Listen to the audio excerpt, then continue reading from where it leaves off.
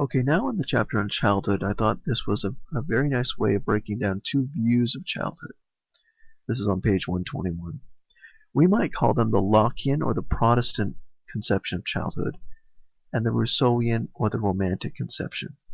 In the Protestant view, the child is an unformed person who, through literacy, education, reason, self-control, and shame, may be made into a civilized adult. In the Romantic view, it is not the unformed child but the deformed adult who is the problem.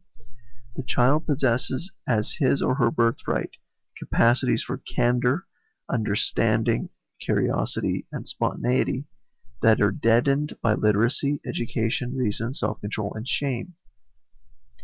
I do not believe it has been much remarked, for example, that Locke's metaphor of the mind as a tablet, which is the tabula rasa, of course, depicts precisely the connection between childhood and the printed word.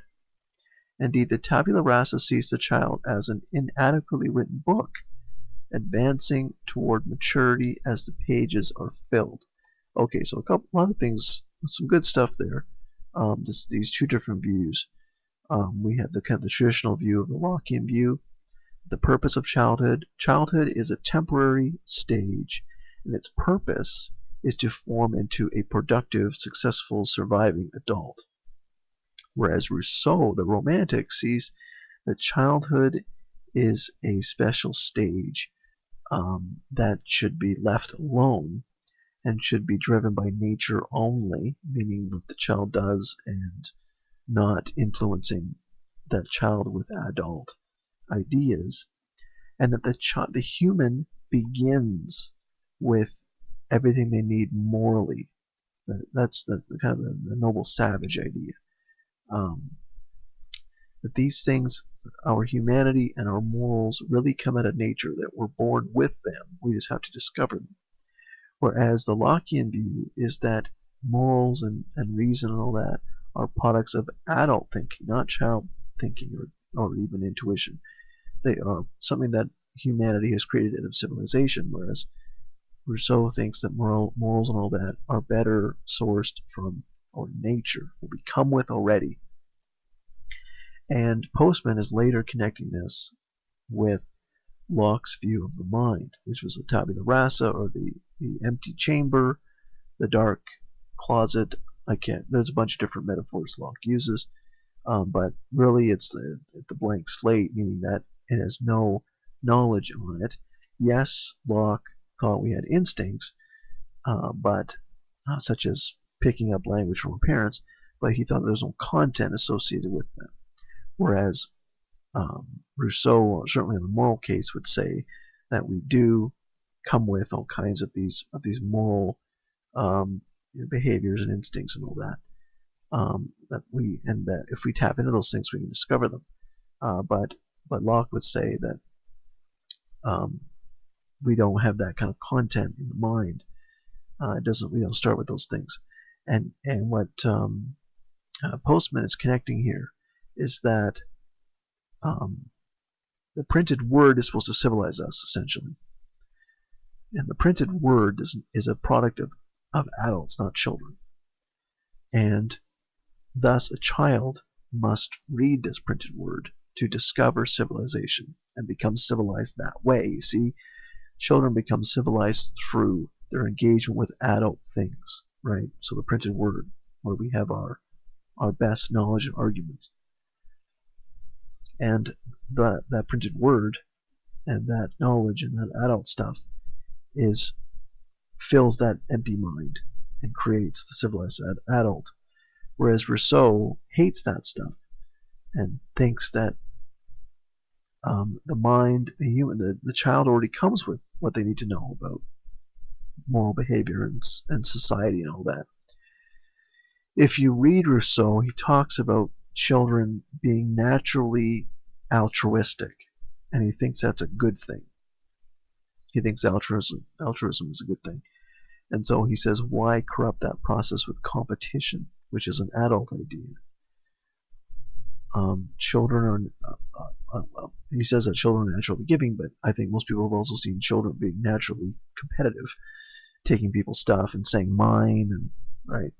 So I don't quite know what Rousseau was seeing, but Rousseau in any case did not want the printed word to be filling the mind of the child. They thought that a child had already what they needed to know by nature. That tennis is called naturalism, but I do recall Herbert Spencer having similar views, but not as radical as Rousseau. But Herbert Spencer would say that we could learn a lot by looking at what children do and know. We can learn a lot by what nature already brings us, the mechanisms of nature, what survives. That is what Spencer would say. But that is, I don't think that is as radical as what Rousseau was saying.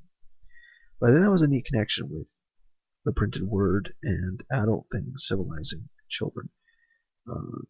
The Lockean view versus the Rousseauian view that children come to the world already having those things and shouldn't be corrupted.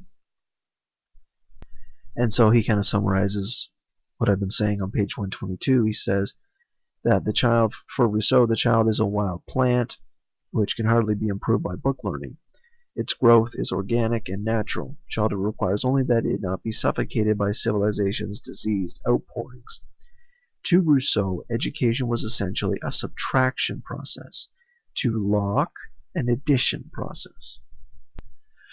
On page 124, he kind of reiterates his thesis of his book, The Disappearance of Childhood, which discusses the end of innocence, really.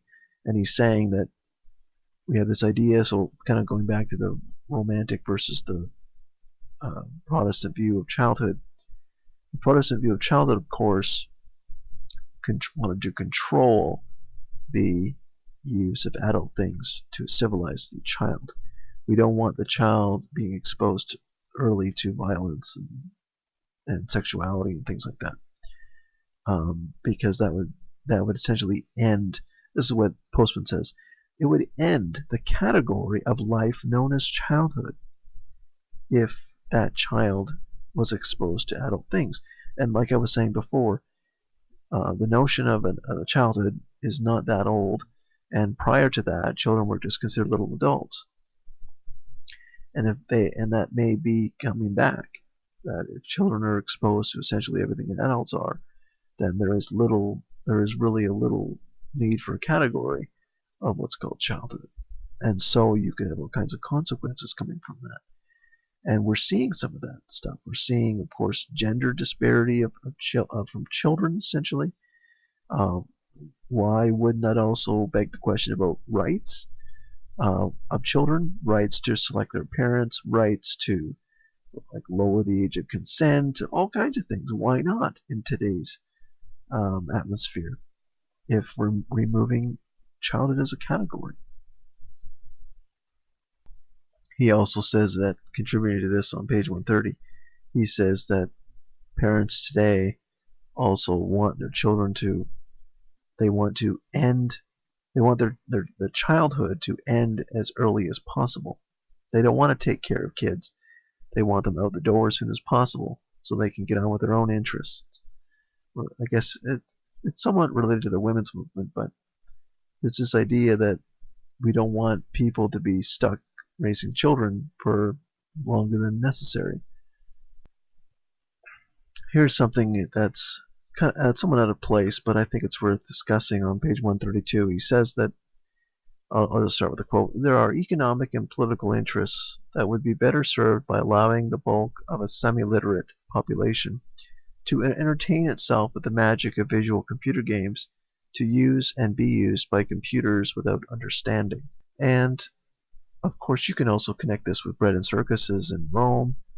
There's this idea of that that the elite have always feared the masses, and that will never change. You can have elites that are better armed, but they will never defeat a mass. Right? You've got a king and his soldiers in the keep that have armor and better weapons, but that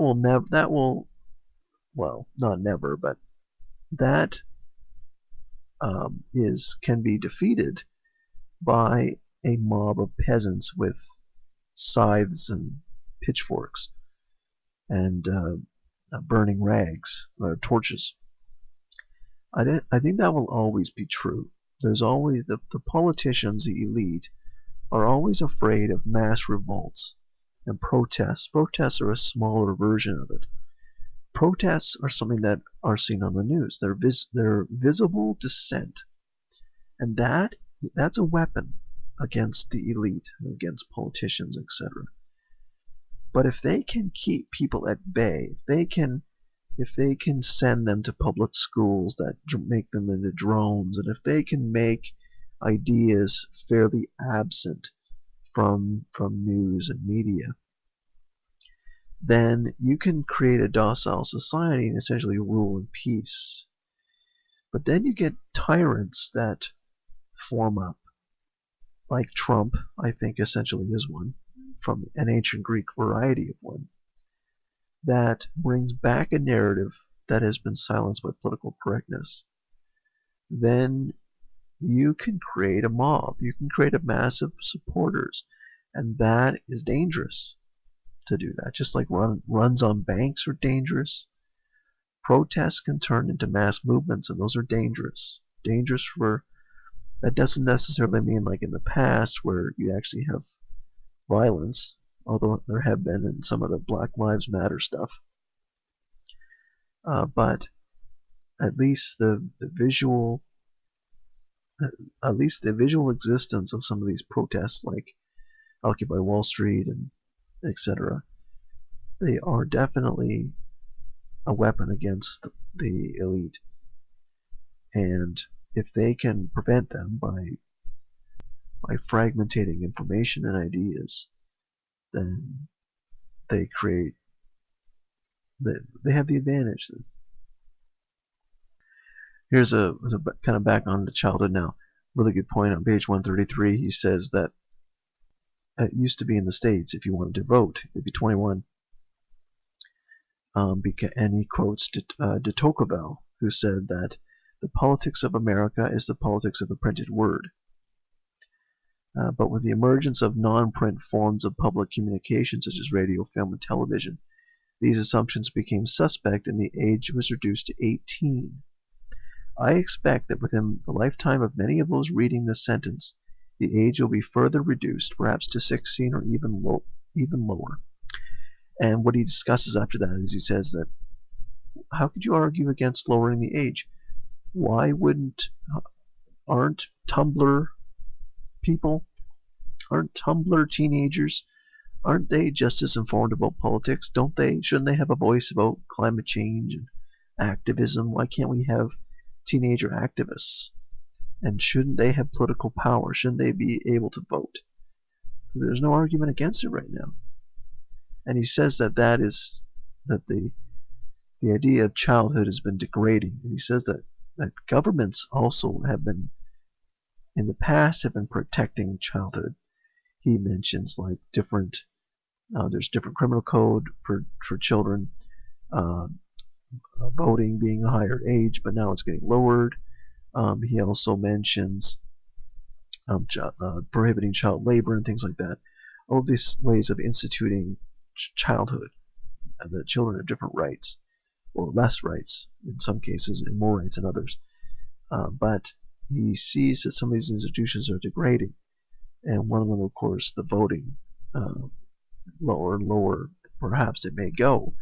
And what argument would you have against it? Can't you have the child activists? Like you even see at some of these protests, you see children with signs, like some 8-year-old with a sign that says, "Don't destroy the earth, don't that I inherit." But this child has no idea about any of the issues to do with environmentalism. He's just there because his parents are there, right? But I'm sure someone's going to argue at some point that teenagers are well informed and they're Tumblr bloggers and they click likes on Facebook, and that means they're politically informed, and that's why they should have a voice in running a country, which seems insane, amazingly absurd. But I'm sure it's going to happen. I hate to say it, but the human race learns the hard way every time. It just seems like the human race has to jump down every pit. It has to just try it out. And so we'll have to jump down the pit and see how that goes.